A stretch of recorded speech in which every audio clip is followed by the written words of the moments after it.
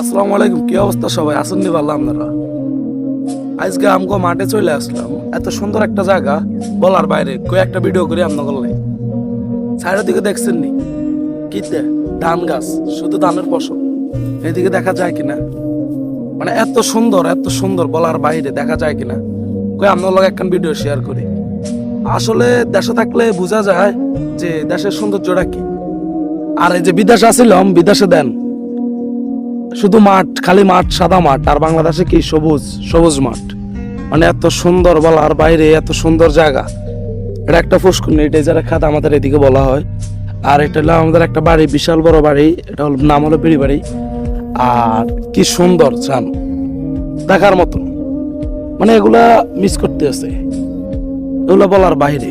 এই জন্য আপনাদের বলি, দেশে আসেন, ঘুরে যান একবার দেশের থেকে। বিদেশ বইটাতে লাভ নাই। শুধু আমার এই কথাগুলো বিদেশি ভাইয়ের জন্য। ওকে, আসসালামু আলাইকুম, সবাই ভালো থাকবেন। আল্লাহ হাফেজ।